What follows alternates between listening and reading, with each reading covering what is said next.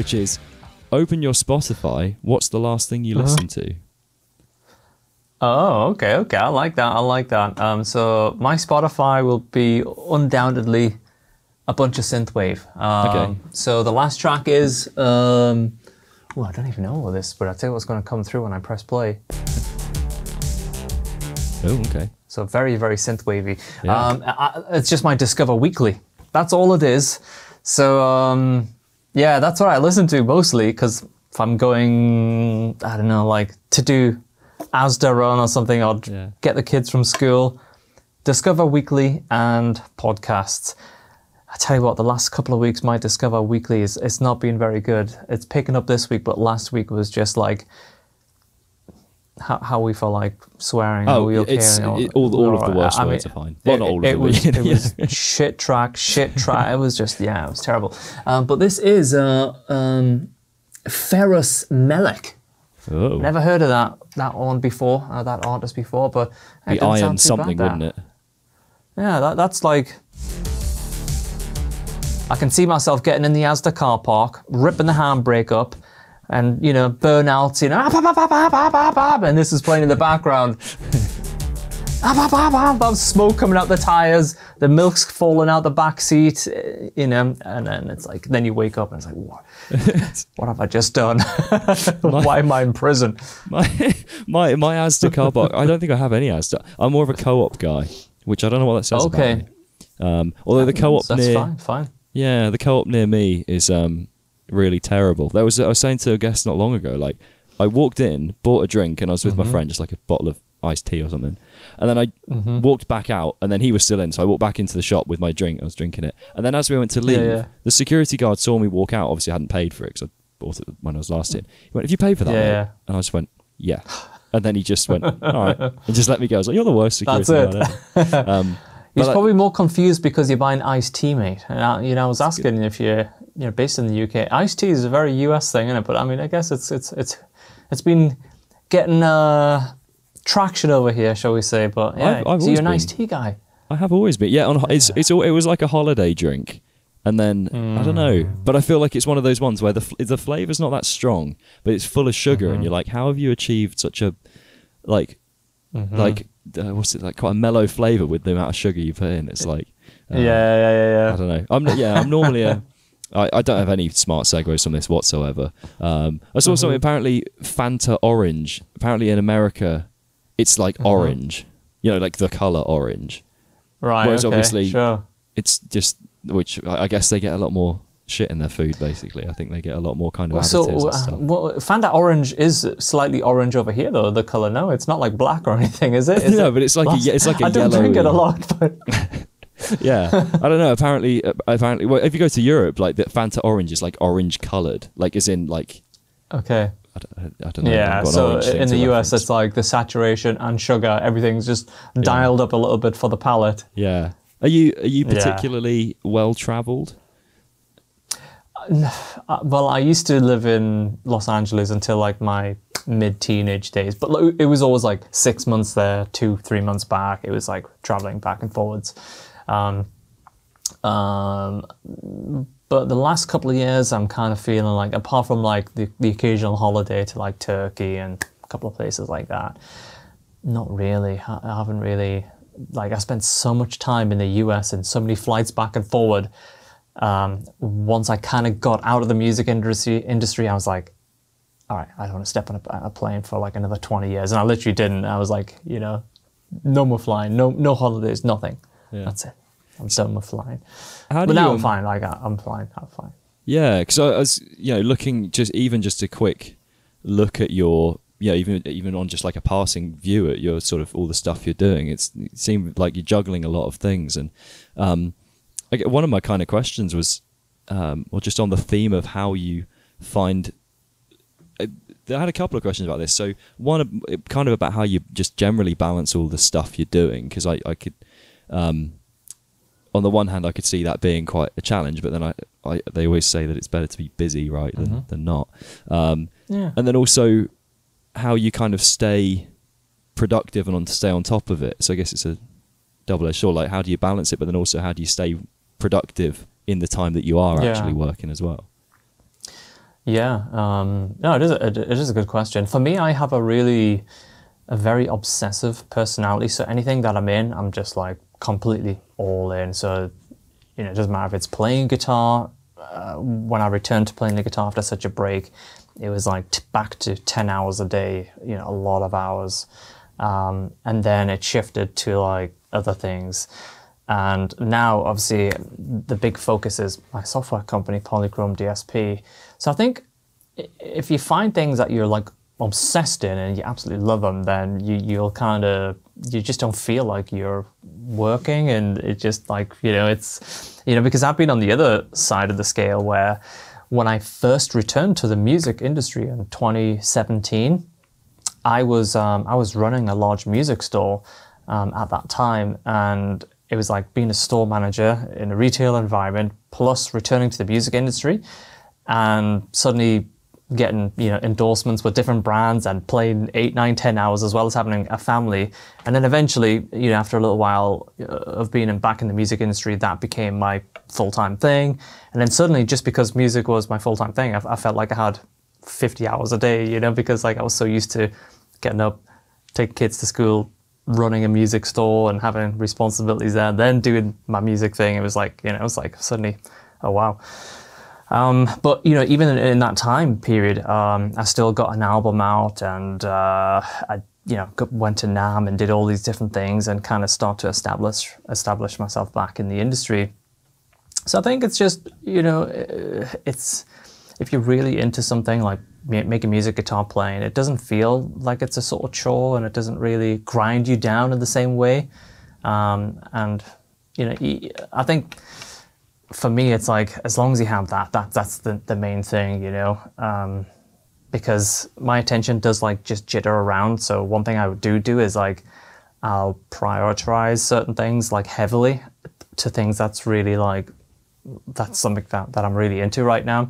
And that way it doesn't, like, if I was practicing for 10 hours a day right now, as opposed to playing and riffing and listen to like overdrive pedals and amps, you know, it's like, so I do that in a kind of passive way, if that makes sense.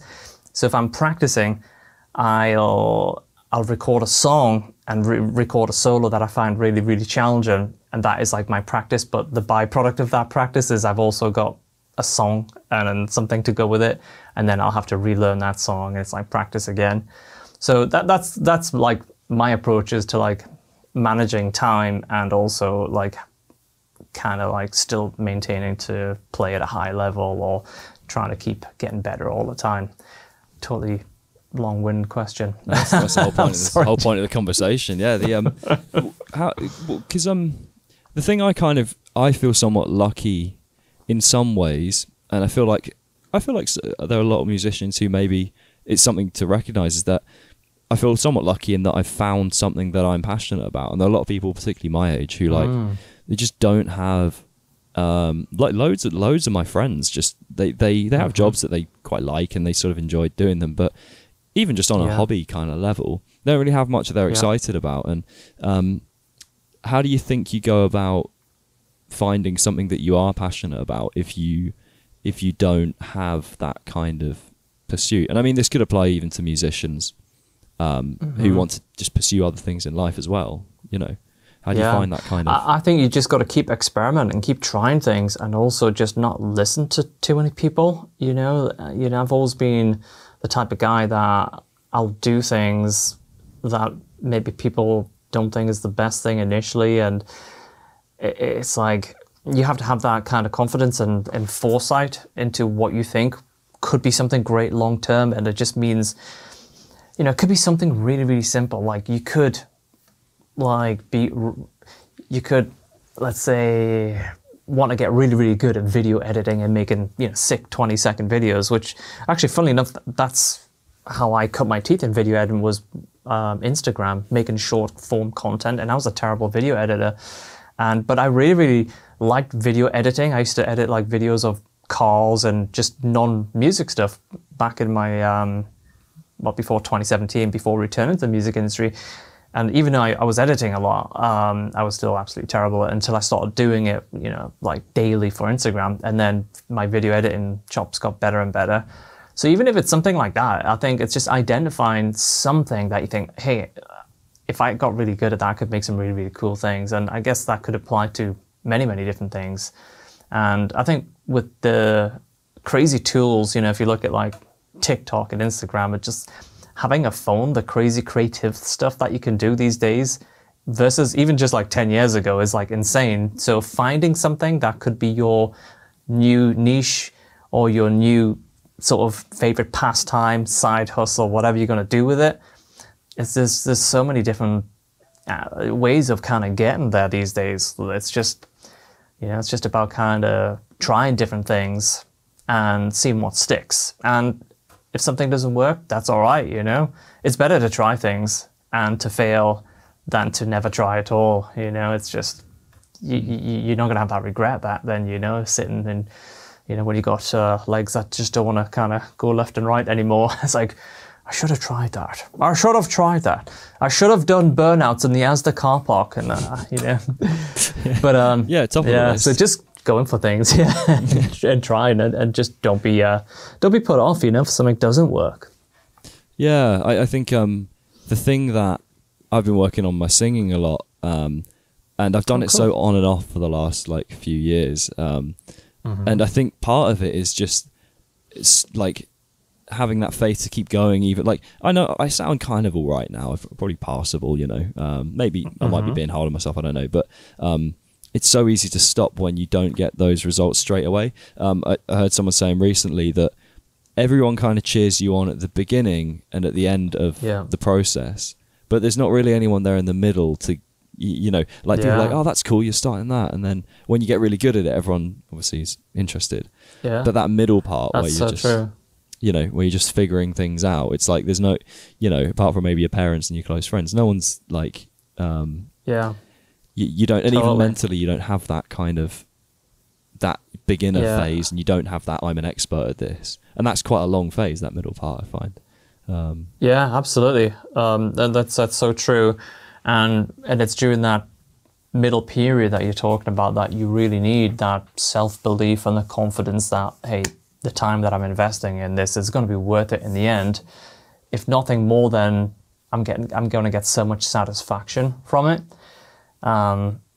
It's just like, yeah, it can feel like a grind, but you just got to have that self-belief and I feel when it comes to like, you know, playing the guitar, let's say, you know, let's say relating it to like putting the hours in terms of practicing the guitar, you know, it's okay to like have those days where you don't feel it as well. You know, it's like, there's so many days where I pick the guitar up and I just put it down instantly and I'm like, no, I'm going to just go do something else and never force it.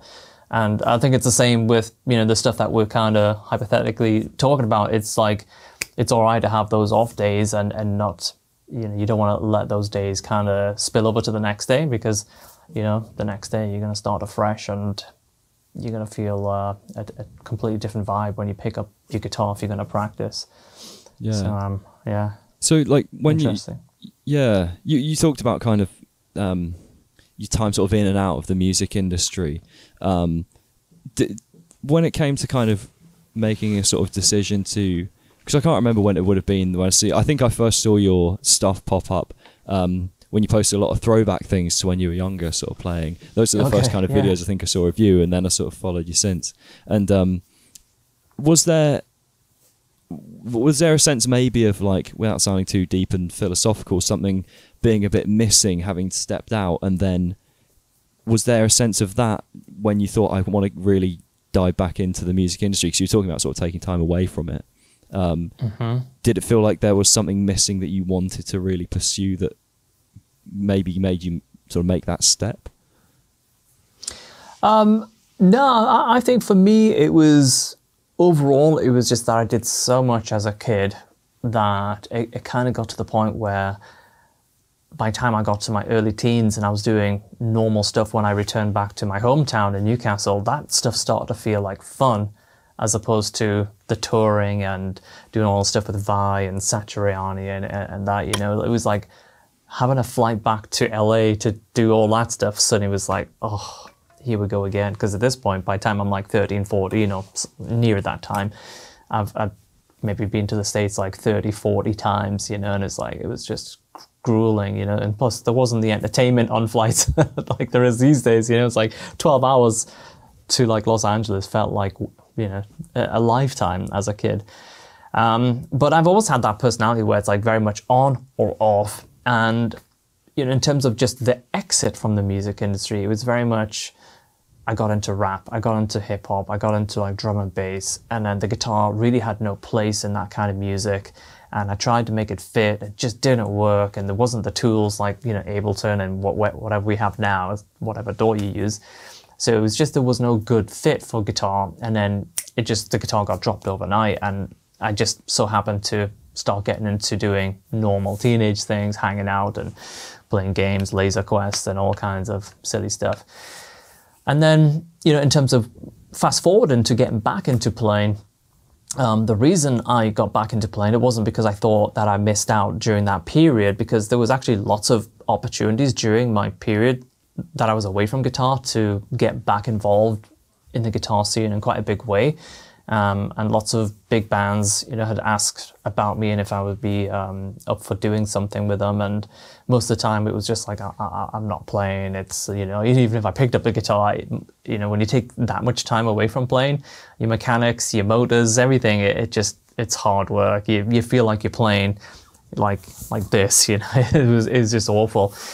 And even when I later got into like, you know, music stores and running music stores, I would always shy away from the guitar, you know, and you know, oversee things, but I wouldn't be the type of guy that would go pick up a PRS and plug it in and wail and stuff. I would, you know, really take care more of like the high tech and PA and recording, which is what kind of got me into the retail side of things in the first place, because I was never out stores buying gear, you know. Every time I'd come back from the States, and I was at that age, I've been like trying to get like the latest compressors and outboard gear, and then it was from that kind of level of like always being in that environment that led to me getting involved with them. But to answer your question, during that time away, I certainly don't have anything that I regret during that time away. And when I returned back to the music industry and back to playing guitar, it was purely because I picked up my Fender Strat, a Stevie Ray Vaughan Strat, which is one of the few guitars that I had that was in working condition, because a lot of my guitars, they'd just been really heavily played and worn on the road, and then a trem would break on one guitar, and then I was back in the UK and I would swap a trem out because one guitar's, you know, it was just like chaos. But the Stevie Ray Vaughan Strat was always like solid and around, and I just picked it up one day. And I had a little Yamaha THR amp, super portable, and I just played it in my living room. And just for fun, I posted up on Facebook, like just a random clip. And it just, a lot of people were really, really interested. Like a surprisingly amount of people were like, are you returning back to the music industry? Are you doing something? And I was like, you know, I thought maybe that was a thing of the past, you know, and it was just, not many people would know. And it was just like it was one of those kind of like spark moments where I was like, hey, this actually is fun, because I kind of got away from the guitar being fun and stuff for a long time. And then just during that little period, sitting in the living room with a Yamaha amp and my Fender Strat, you know, the kind of the passion and the love for playing just returned really, really quickly. And then that just ramped up like massively. It went from like, all right, this is kind of fun, to right, let's get back on the phone to Ibanez, let's do this, and then, you know, Fishman, and it just went from 0 to 100 miles an hour in like 12 months. So I guess that's the obsessive personality just like kicking in and trying to take over. Yeah. So, I mean, in terms of saying 0 to 100 in sort of 12 months, what's the that kind of, it feels like there are so many, it's such a spectrum of growth for some people. Like, you know, some people can be, you hear about bands grinding away for like decades, and then and then nowadays with the way things are, you can kind of blow up in 6 months, even a couple months. You know, you see some of these. Yeah. I've heard about sort of a lot of these like TikTok artists where they get like one song deals, where they just there's a song of theirs blows up and they just get like, I don't know much about this. I might be sort of completely making shit up. Oh no, it is a big thing, isn't it? Yeah, absolutely. You're totally making sense, and it is a thing. Like, you know, people will have like a big part of their contract based around a song being released and pushed on TikTok, and you know, that's kind of where they're trying to make it a hit, you know, through viral videos and stuff. Yeah. So when you yeah. looked at like, okay, so I want to step back into all of this stuff, how do things look now compared to how you thought they would look at month 0, maybe month 1 or 2? Yeah, that's a really interesting question, because, you know, at that time it was just, there was no, well, first of all, it kind of felt like it was my first time going through the music industry, because when I was a kid and a young teenager, it was with my dad, maybe management company, record labels, and it was very much, I turn up here, I play here, I turn up here, I play here, I turn up here. It was just, you know, that kind of thing, as opposed to making contacts with brands and artists and doing collabs and figuring everything out from scratch for myself without that kind of help and support. So for me, that was kind of exciting, because every time I would make these breakthroughs and get in touch with someone and they were like, yeah, cool, let's do something together. You know, I remember like my first collab as a guitarist with a band that I was listening to was Gunship. And I really, really, really like, I still love Gunship. I think they're a great band.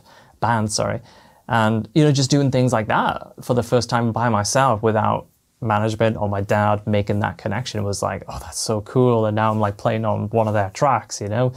And, you know, just things like that just start to unlock like different possibilities in the way that you think. And I think these days it's a very open world in terms of, you know, you could just DM, you know, 10 of your favorite artists if you're a great player, and 1 in 10 is undoubtedly going to reply to you, you know, and it's like, hey, look, I'm doing this. And, you know, sometimes it might take a lot of knocking on doors and stuff like that. But, you know, the option to like get in contact direct with artists these days, I mean, that wasn't there when I was a kid. So it's like there's so much potential for like doing stuff with other artists or brands, whatever you're into and whatever your industry and niche is. Yeah, you know, amazing tools, very lucky times. Yeah. In some ways. Yeah. I people always, like, I've had a few people say to me that they're kind of, like, I'm quite happy just to, I will email anyone. Like, I'll just, you know, I'm quite happy just to try, I guess. And I think you got to, I feel like you've got to have that to a degree, especially now when the option's there. It's like, if you don't take that option, you just go for it, you know, and, you know, it's like kind of what we were talking about earlier, you know, it's like the worst that can happen is someone can say no, or, you know, rejection is part of the music industry. It's part of any industry, really. And the more you kind of get a thicker skin about that and, you know, keep pursuing everything, you know, it's just going to make you even more confident going forward, you know. I've had some top class rejections for this podcast. I'll have you know, some really brilliant. I won't say who they are. I mean, it's not exactly would be outing anyone, but I've had some very polite no's from some people. I'm like, oh, that would have been really cool. But yeah, so like, kind of going. So you know, you had this kind of success at a young age, and then you're now kind of doing kind of what looks like quite a different thing to what you were doing at that age. Does the kind of finding success in your sort of earlier years, do you feel like that creates, I guess it's a double-edged sword, does it sort of create any expectation? Like, I mean, for context, so I sometimes, when I start things out, I sometimes just expect them to do well, and then that can be great because you then have that confidence, but then if it doesn't go the way you want it to, it can be quite like upsetting. Is that something that's ever occurred to you in terms of finding that success early? Is there ever that expectation when you do things now, like, oh, well, this is going to work, and then if it doesn't, it's kind of difficult to deal with, or no? I mean, I think no matter what we do, if you come up with an idea and it's your idea, I think there's always like you kind of champion it the most, you know. So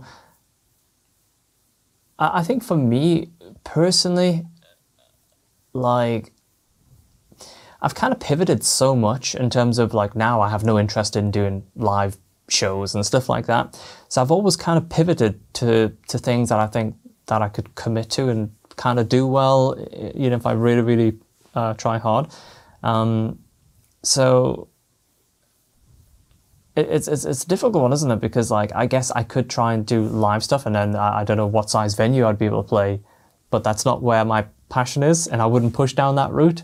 But you know, then you could consider, hey, I didn't play in front of a 20,000 seater venue, I'm a failure. Or you know, it's like, well, you know, not really, because if you're playing somewhere with like 10, 20 people, and it's like, you know, a great little venue. Like I played at a games venue a couple of months back, and it was like private games venue. It was like super cool. It was just 20 people, absolutely out of their mind, but it was like a fantastic gig. But yeah, so I think for me, like I've always trying to pivot to things that I think that might be the best thing at this time, as opposed to like trying to like pursue lots of different things. And I think it's like we were talking about before as well. It's like it's okay to have things not do as well as others, because that's just a part of it. Some things are going to pop off and some things are going to be flat. And, you know, there's going to be certain things you might try where it's like, I thought that was going to be massive, but it isn't. And it's just like, I don't know. Yeah, it's a difficult question to give like a real definite answer to. But for me, I've always kind of made sure whatever I'm doing at that time, it's something that I'm really, really into. Like now, you know, I launched Polychrome a couple of months back, and for the last 3 years, it's been this concept that I've had in mind, and I've been so like mega passionate about it, especially the last year or so where we've been developing the company and the products and stuff. And now that's kind of like one of those moments where you develop it in-house, and we know, like, well, I know it's something that's really, really like cool and very, very, you know, like fresh and new, and it's doing things that other plugin companies aren't doing. But then it's like until you launch and then you see people's reactions, then that's like the big test, you know. So, you know, if that was a bad launch and people's reaction was really flat, I would have been probably devastated. But luckily it hasn't been like that. But then if it was, it would have been definitely back to the drawing boards to improve.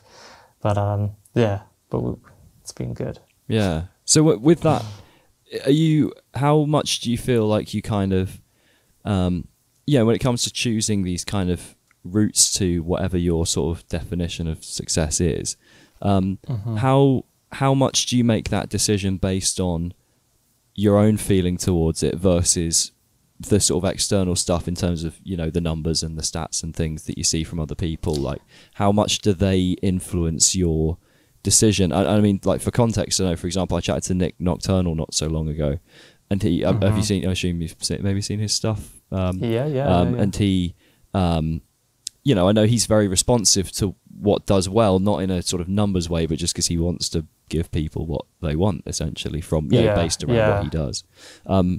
Where's your balance there between just like, you know, 1 out of 10 being just doing exactly what you want and 10 out of 10 being doing exactly what everyone else wants? Where's your... I am probably 98% do what I want in terms of like content, products, decisions. So I think I've always been a little bit like that, you know. Even like I've never really particularly liked doing covers and stuff like that. I always like to create and to do something, and it's the things that are really, really interesting and tricky to solve to me that kind of keep me into a particular path, as opposed to like if I sat here and I tried to be a true proper YouTuber, I would, you know, I actually watch Nick and I watch, you know, Bradley Hall, and I think that they do a fantastic job, but I couldn't do that, you know, like even though they are making videos that is definitely appealing to what's happening in certain topics and you know, it's very reactive type stuff. I don't know. I couldn't do it. You need it's just a different personality.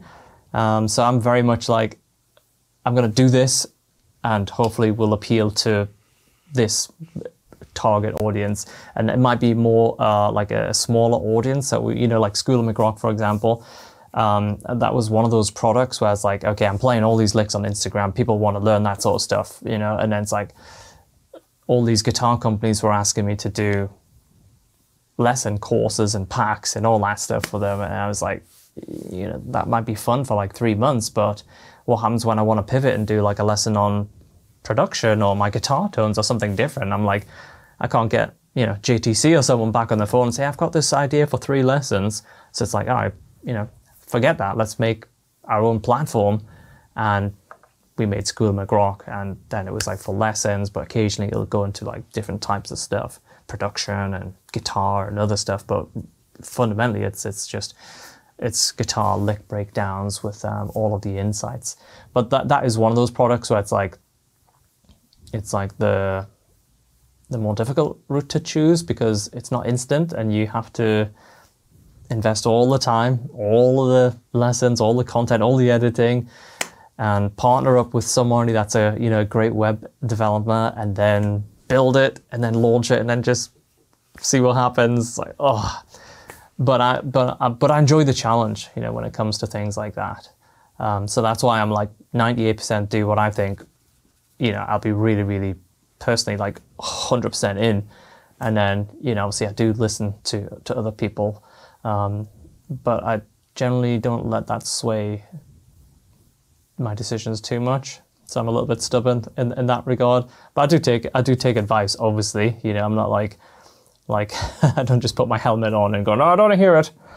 You need it if you're burning out in the Asda car park, don't you? So yeah. But I do get, you know, passionate about my own ideas and stuff. But I think you need that, you know, and I think you need that belief, you know, because if you don't end up with new companies, yeah? School of McRock's a company, Polychrome's DSP is a company. Everything I do, it's like separate to all that stuff. And I think you need that, like, you know, determination to like just stick to your own guns and, you know, and not be like dragged all over the place by decisions.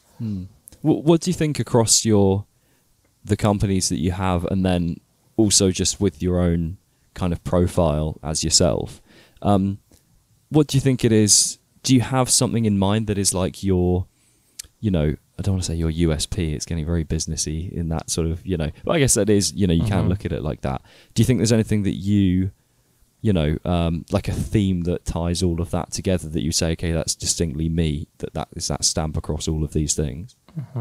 I think overall it's like the melodic shred kind of playing, you know, the kind of very technical, flamboyant, but also with like a sort of percussive melodic style to it. And, you know, I think the playing in general, you know, a lot of people say on my videos where they could tell it was me playing right away. You know, that took time to develop. So I think the playing is one thing, and, you know, not being afraid to be like stupid in front of a camera, you know, especially on live streams, you know, it's like that's, you know, I think it's all right to let your hair down and just to be a bit daft, as we would say in the UK. Yeah. Britishism. Daft. Yeah, that's a very British, maybe even Northern British thing. But yeah, so, you know, it's like,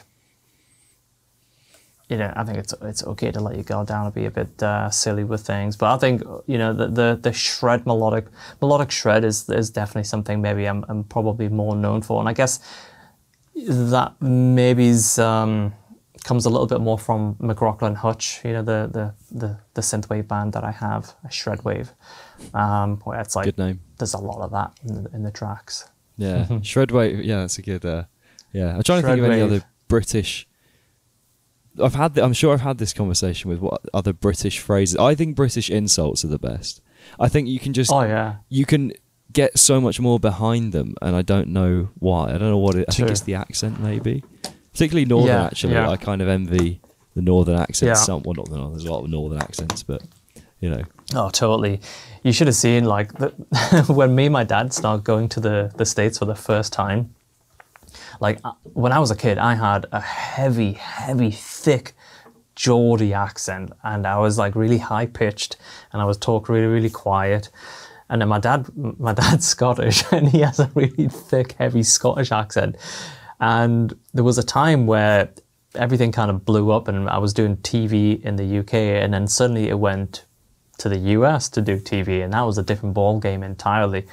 And you know, some of the looks we'd get from like these TV presenters, they had no idea what either one of us was saying. It was like the most awkward, cringe live TV moments. Like, luckily, probably a lot of that stuff's just like broadcasted, never recorded back then. But it was just like horrendous. And I think they would often just like, all right, should we see if we can get him to play? And it was like, all right, just let him play. That's much more understandable. Yeah, I mean, I'm currently living in Birmingham, where, you know, like the accent, it's trying to follow some, particularly like the older generation, if they've lived in the West End, in like sort of Dudley area, anyone that's not from the UK, that might not mean anything, but trying to hear some of the like. The thing is with the UK, there's so many different regions where like the dialect changes so dramatically from like, you know, where you're at to like you go up to Manchester and then, you know, up to Newcastle. It's just like, yeah, it's so different. And I think if you're from the UK, you'll you know, obviously we're fine with it, but people that come from further afield and they hear all these accents, it must be an absolute nightmare. It's just like chaos. Yeah, I mean, I've got like the generic English accent, I feel like, so I'm pretty safe. Like, it's good middle ground podcast host like accent, I feel. Absolutely. Yeah, I mean, so in terms of your like the sort of more businessy side of things, what have you learned? I guess, what kind of skills have you picked up, or what kind of skills did you maybe have already that you maybe hadn't tapped into yet when it came to like developing a brand? You know, obviously you've got kind of a few things going on, but also building a brand around yourself. I feel like that's such an important thing nowadays for musicians to do. Are there things you've picked up, or maybe things that you didn't realize you could already do that you just sort of acknowledge now that have helped you along the way? Yeah, I mean, you know, the more entrepreneurial side of things, I didn't think I would naturally take to that side of things as much as what I have, and now, not that I consider myself like a straight up businessman, but like I think it's in an industry that it's very, very easy to be taken advantage of. You know, I think, you know, a lot of brands and kids playing and stuff, you know, it's just, you know, some of the dealings, you know, that go around this industry, probably the same with any other industry, maybe fashion and whatever else. But it's amazing, like, it's just a lot of naivety with a lot of it, you know, going into this industry, where, you know, kids will bend over backwards to get a free pack of picks, you know. It's just like, you know, what do you do, man? You've got 100,000 followers, 50,000 followers, 10,000 followers. You know, there's a deal to be had there, you know. There's something, you know, worthwhile, you know, not just a pack of free picks, you know. So I've learned quite a lot, I guess, you know, for sure. But I think the sort of position that I had running a music store, like, that helped a lot in terms of like overseeing financials and stuff. So when it came to like running my own companies, I think it was just a little bit more of a natural progression, as opposed to like coming out of college and suddenly I need to be in a position where I need to make money from music. It's like, well, which way do you go? It's like, how do, and then I think when you're in that position, the pressure's on, you know, and then the pressure turns to hating, you know, because like anytime you feel like you're under the thumb and it's a job and it's like it's forced, then, you know, it's not going to be natural. But things that I've learned is really to, if you make things that people are going to really enjoy using, then the money side of things kind of takes care of itself, you know. And that doesn't matter if it's live streaming and people donating because they're enjoying the communication and the songs, or you've made a pick tin or something, some merch that people think is a cool bit of kit. You know, if you make something that you're really, really behind and you really, you know, think it's a great idea, and again, you know, some things are going to do better than others, you know, like 2 years ago, I thought I was going to take over the world with apps. And we released an app called Scale Finder, and it consistently does well every month, but it's not #1 on the App Store. But I think when we went into it, we thought it was going to be the #1 app month after month, and it did well, and then it's just been like a consistent background seller. But at the same time, we haven't really promoted it because I haven't really had the personal energy or resources to like go all in making videos for Scale Finder. So I think it's okay to like have things where it's like they're bubbling along, but they're not blowing the world alight. But it's like you don't want to get upset with those things. You just kind of keep pouring your attention and focus into things that you believe can be, first of all, something that can be really, really successful, but also something that it's not going to tire you out when you invest that energy. And I know I keep going back to Polychrome, but right now I feel like I could work with the Polychrome team, 23 hours a day, and I would still be like disappointed when we hang up and don't talk about the next update, the next big thing that we're going to introduce. It's just, so it's just finding things that you're really, really into, and I think the business side of things often will kind of come naturally when you have that kind of belief and you really work hard on making a great product that people want to use. Yeah, with the getting more techie with the sort of Polychrome stuff, how do you like make something that kind of obviously as all of these sort of models and like anything sort of amps in the sort of amp simulation kind of world, it's all it's all moving so quickly forward, and I don't think you have to go too far back before you've got some really crappy like amp sounds on, that you can't really achieve much unless you've got like a Kemper or your actual unit that you plug in. Whereas now we've got stuff that even a lot of the free stuff is decent. So like, how do you go about trying to make something? Like, what is even the first thought that goes through your head of, okay, how are we going to like make this, different? Yeah, for me, it was identifying a problem that I had and a problem that probably a lot of people have. And the problem was that my rig that I was using for content, for live streams and for records, it was minimum $3,000. And that's a problem, because when someone asks on a live stream, hey, your guitar tones, they sound really good. What are you using? And it's like, well, I've got this pedal, I've got 7 pieces of software, it's summed together, and then I've got this plugin by this company, and this it's like one of those complete nightmare moments that led to the decision of like, I'm sick of this, like there's got to be a better way, I can't just do one plugin by one company because it's not versatile enough and it doesn't give me all these different options that I'm used to with all these other plugins and hardware and my previous rig. So it was kind of like that question coming up so often and finding the right DSP partner that is someone that I can gel with and spend all those hours with, like bouncing back and forwards. And with Luca, my partner at Polychrome DSP, we were a similar age, we had a similar background, we listened to similar things, and we just randomly jumped on WhatsApp after I messaged him one time, and we just really, really hit it off. And we were like, when I told him about my idea for my suite, and the problems that I was having, it was a big task, because like how do you replace $3+ grand worth of gear with a single plugin and have it better in each single category and take up less resources than everything that I was using before and be lower latency than, but it was a mammoth task. So it took a lot of real grunting hours and time, but yeah, so that led to the kind of question coming up like, what you're using for your guitar tones, and it always being convoluted and completely over the top and unattainable for a lot of people. That really did in many ways lead to the forming of Polychrome.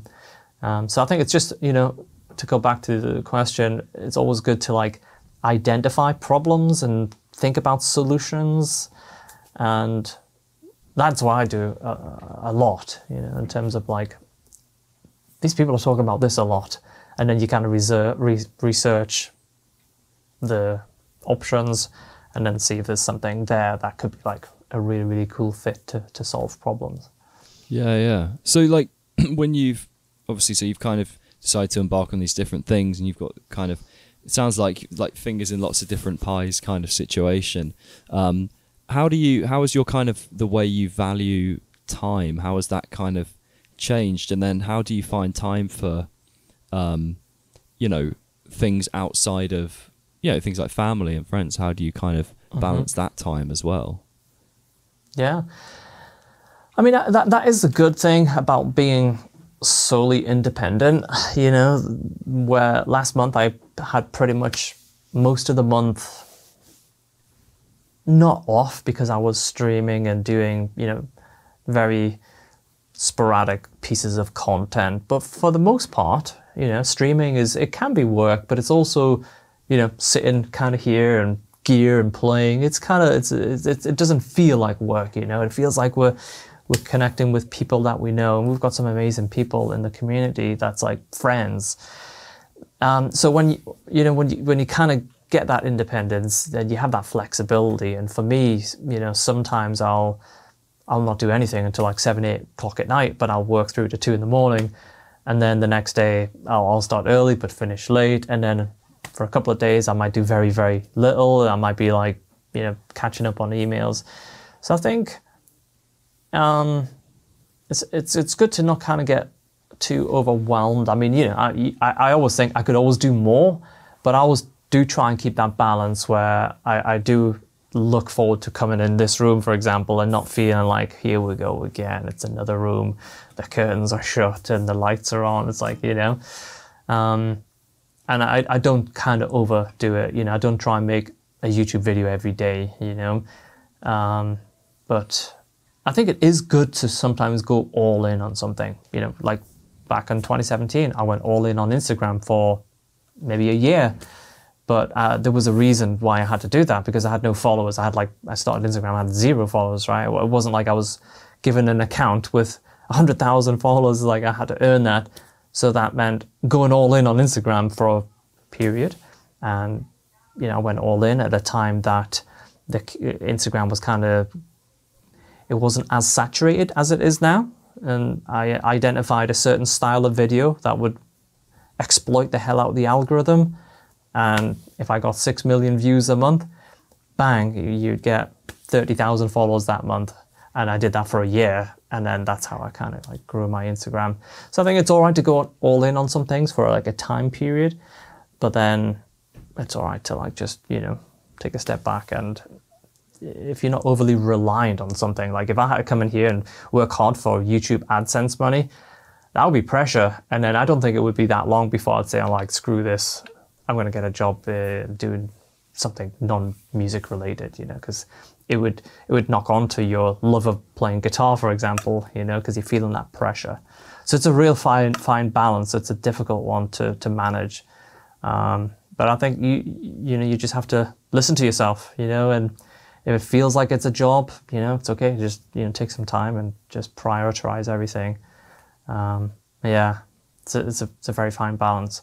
Yeah. But I don't like missing out on, you know, Friday nights pizzas at people's houses, you know, so I do try, like, I'll just adjust the stream a day, you know, if there's great food, if there's great pizzas to be had, or, you know, curry or whatever it is, I will try and, like, just adjust things so I don't feel like I'm missing out too much. Yeah, I feel like particularly I'm really trying to focus on where my balance is, you know, so like, so I teach guitar Sunday through till Thursday, so it's a 5-day week, you know. Yeah. So technically this evening is my like chill evening, I guess. Well, it was teaching this evening until about 10 minutes before we started, actually. But finding that balance thing is difficult, and I think one thing that I can see that you've sort of somewhat done, that I'm trying to do a bit of myself, is finding as many purposes as you can for the things that you're doing. So like, for example, I've started putting out little guitar teaching reels on Instagram because I've been teaching for a few years, and I've got all these emails with students that backdate, you know, a few years. And I'm like, hang on, I can film these in like, it literally took me 15 minutes to film 7. And I had to edit them, right? That takes a bit longer. But I was like, oh, I've got all this stuff that I can repurpose. And it's like with the guitar playing, you know, yes, you can sit there and practice your guitar to then put the content out or whatever later, or write a song or whatever it is you're trying to do. But then, yeah, why not live stream it? Because, you know, you're going to do it anyway. Totally. And I feel like that's something maybe I'm trying to lean into that. It sounds like you've kind of hit the nail on the head with it. With how you if I'm working on something, you know, a couple of weeks back I was trying to learn a solo from from a record that we put out with a band, and that was the theme of the live stream, you know. And people like to see you struggle. People love to see guitarists struggle with things, you know. It's just he's not so good, especially when I'm like, how did I record that line? But then it's like, oh, okay. But yeah, live streaming, you know, I love live streaming. It's a great one. But yeah, these days, you know, with Reels, Shorts, and TikTok all being vertical, you know, that's 3 places that you can repurpose the same content. Yeah. So definitely worth leaning into that for sure. Yeah. So I'll ask you one more question, and we can kind of finish up and get your question to start the next one. What do people maybe? Is there anything that you think maybe people don't see from your presence on wherever it is online or through or whatever they kind of perception they might have of you through your various companies and that? What do you think is maybe something big or small that people don't know about you, or maybe just something people think about you that maybe like what's the word? Apprehension? No, that's not the word. Is that not the word? You know what I'm trying to say? I think a lot of people, like, I have a quite a dark sense of humor, and I think some people misinterpret that, you know. I don't think people think I'm like, I was going to say twat, but you know, I think a lot of people probably just think, "Oh, look at him." Some may, but like I think some, if anything, I think some people, they just don't get that dark sense of humor, and I think when they join a live for the first time, this is why I really enjoy live streaming, because it gets people to see you a little bit more for who you are, as opposed to like a highly edited 20-second Instagram reel or a 5 to 10 minute YouTube video where it's like you shot 60 minutes, but you're making it down to 10 minutes and it's going to have a certain vibe about it because it's so condensed, you know. And it's like when you play to people's attention spans these days, which is what a lot of content is, it's like it's so edited and quick and flashy, and I think it's very difficult for someone to learn and sort of know your actual full true personality. So this is why I like kind of live stream, because people get to see like the more of the humor and the silly and the daft, ridiculous side of things. And you don't take yourself too seriously and stuff like that, because you can't, you know. It's like, we're all just trying to do things that we enjoy at the end of the day. And you know, and it all starts like with the fretboard and the guitar, and oh shit, this guitar, oh my days. What? Every time I look down on these guitars, because I live stream with these guitars a lot, and I just find like new bangs and dents and bashes, you know. And when I was a kid, oh, there's another one at the bottom. When I was a kid, I was, you know, like I would break necks all the time. It was like you were having the time of your life, you know. I'll show you this. This is there's Mark Tremonti's signature on the back, but the look at that. But the nice. That's a real nasty one. Your G-string, mate. Yeah. I said the funniest line in a lesson earlier today. I said, what did I say? I said, tuck your second finger under the G string, and my student just laughed. I was like, I can't believe I just said that. Yeah. And it's always the G string. I mean, like the you know, naturally those moments happen in lessons because you just. But I just the way I said it, I was like, I know what I just said. Like, yeah. I feel that's like the one. Yeah, the dark humor thing's always fun, but then, like, I always worry with the podcast. I'm like, I'm just gonna say a joke. Like, I love like Theo Von and like Bill Burr and Chappelle and all these people, and like, or one day I'm just gonna say something like, "Oh no, it was a good ride," but yeah. That's good. It's good.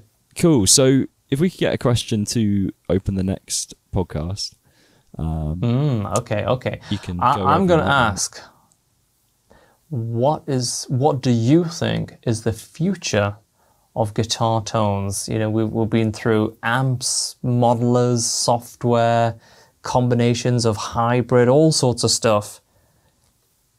Do you think it's an app on your phone? Do you think it's a tablet app? Do you think it's a laptop? Do you think it's a speaker? Do you think whatever you think it is, what is the future for guitar tones, and how is it going to be delivered?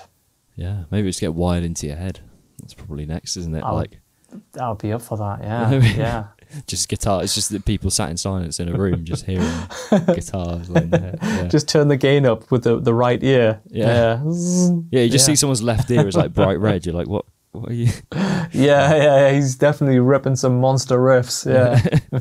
And then also, if you've got an artist you want to promote to the world that deserves some love, that'd be good. An artist that deserves some love.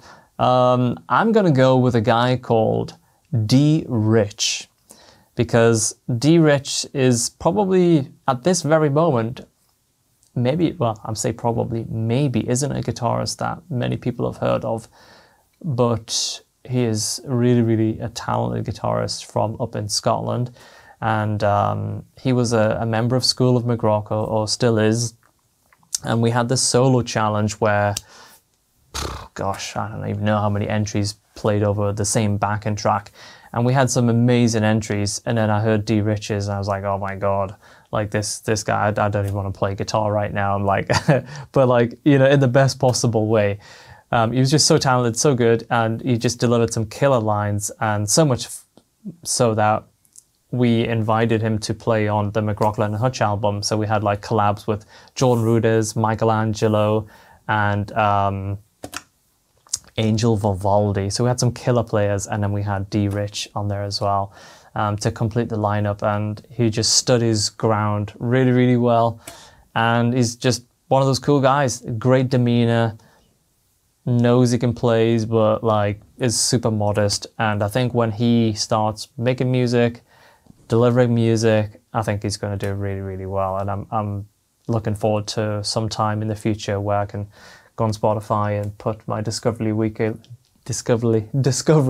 on, and it's got D. Rich's new EP or something like that. Yeah. So his Instagram is D. Rich Guitar, D. Rich Guitar, and I think that's his YouTube channel. So there's very little on there right now, but I think when you hear him play, you're going to be surprised. It's very cool. You can actually hear him right now on the current McRocklin and Hutch album. He's, I believe, on the opening track.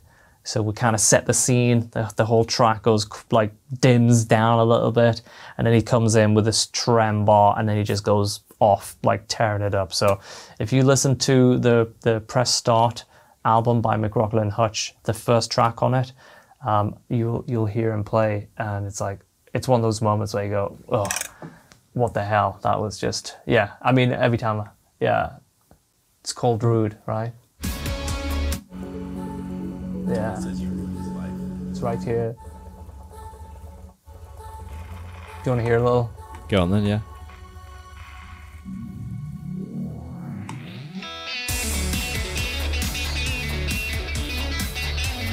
A little bit low.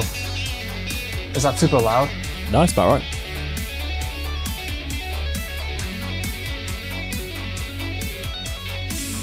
Taps, all sorts of stuff. Yeah. Modal stuff.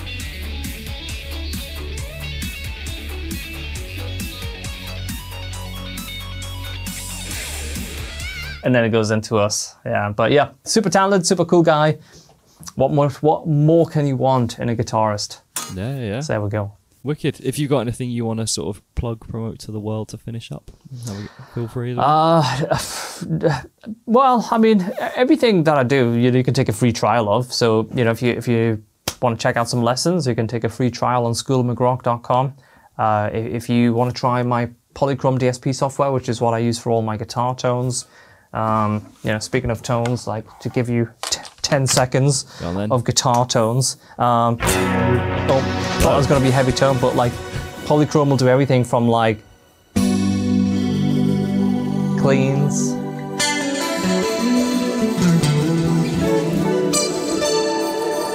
And not just like crystally cleans, but like, you know.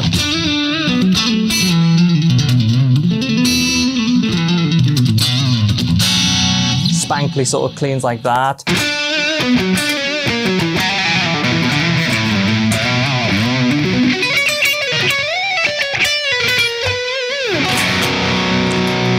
You know, heavy stuff.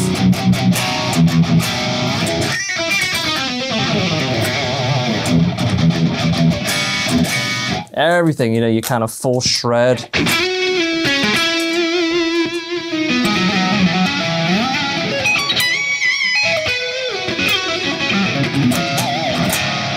So it does everything, crazy. So you can take a unlimited demo. The demo just has 60 seconds and then a little pause, but you can try that for as long as you like, just one time out. So, you know, that's on polychromesp.com. So if you like all the guitar tones, but without the heartache of like trying to make all those tones happen in like multiple pieces of software that I used to have to do, then that could be a cool thing to check out. But it's very articulate kind of sound, which is cool. So, yeah, I think it basically the sort of ethos behind Polychrome was production ready guitar tones, you know. So like you put your track on and you play guitar over them, and it basically sounds very much like a record type of guitar tone from the plugin.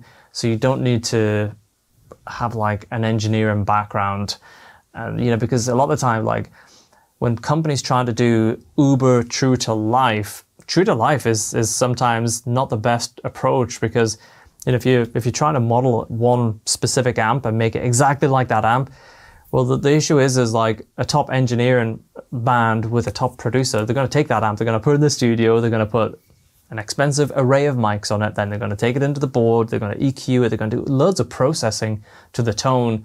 So it's like that final part of the tone is what we're all about, you know, kind of giving you those production ready guitar tones.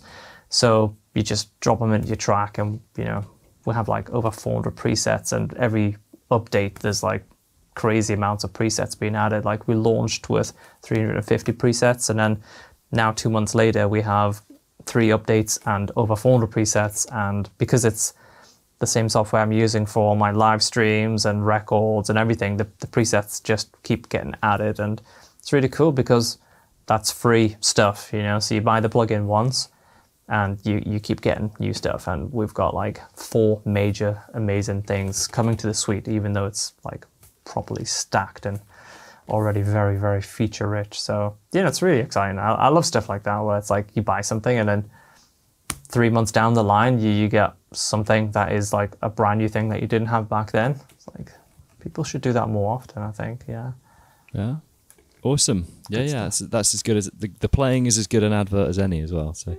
no, thank you, man. But hey, thanks for having me on here as well, and I'm really, really glad that we can finally, after all this time, kind of sync up and stuff. It's been a nice hour and a bit. Yeah, lovely. Yeah. Time for some muesli now.